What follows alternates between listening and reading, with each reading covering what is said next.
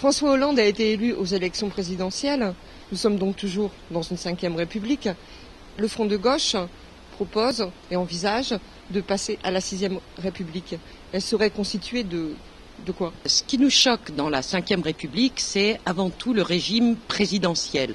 D'ailleurs, le discours actuel du Parti socialiste, c'est bien de donner une majorité au président pour mettre en œuvre son projet.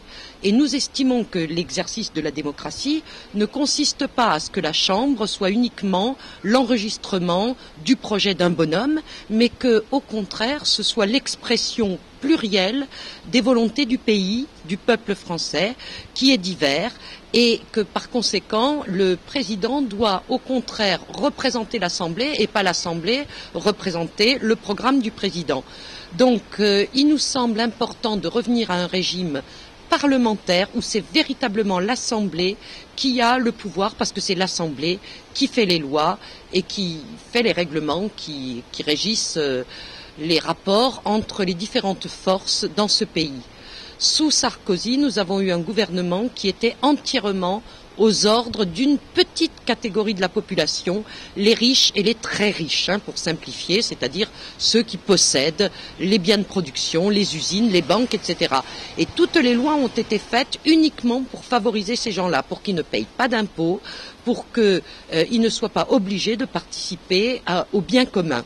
Nous estimons qu'au contraire, un gouvernement doit établir un équilibre entre les intérêts parfois divergents de la population, en respectant les intérêts de chacun, et en particulier les intérêts du peuple, qui lui ne possède pas ni l'argent ni les moyens de se faire entendre autrement que par ses représentants. Les gens se sont intéressés à la présidentielle, ils se sont mobilisés. On nous prédisait une abstention record et les gens sont allés voter. Mais après le vote des présidentielles, la fougue est retombée. Et maintenant, ils disent « Oh, encore de la politique, mais à quoi ça sert? On a élu le président, tout est fait, on n'a plus rien à faire. » Non, pour nous, la politique, c'est tous les jours. C'est tous les jours dans ce qu'on fait au quotidien que les salariés doivent avoir du pouvoir dans leur entreprise, pour leur vie quotidienne. La politique, c'est pas mettre un bulletin dans l'urne tous les 5 ans et puis pendant 5 ans, l'élu, il fait ce qu'il veut. Non, l'élu, il est mandaté par la population pour porter un programme.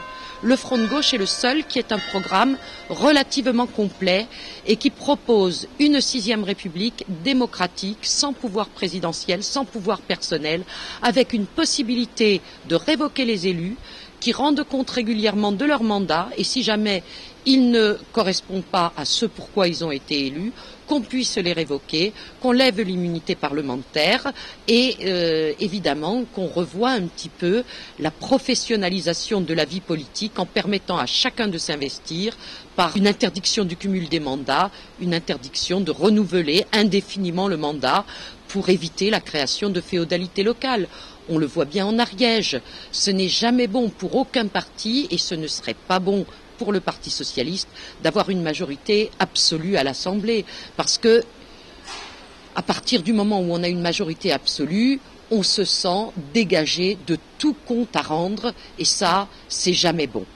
Le régime ne peut pas fonctionner sur la moralité supposée des individus. Il faut qu'il y ait un cadre qui oblige l'individu à respecter une éthique. Et ça, je pense que nos propositions pour une 6e République nous permettent d'avancer dans ce domaine.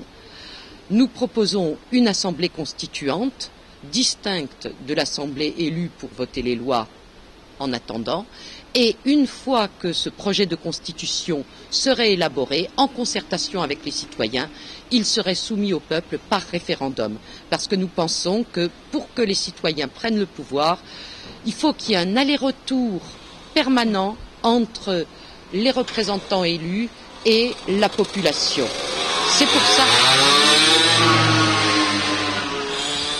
C'est pour ça que nous avons mis en place le système des assemblées citoyennes et ces assemblées citoyennes vont continuer à se réunir après les élections pour continuer à travailler sur notre projet, l'affiner en fonction des demandes des gens, en fonction des idées que peuvent avoir les citoyens ici ou là, pour enrichir notre programme et aller plus loin dans la démocratie réelle, à la fois représentative mais aussi participative.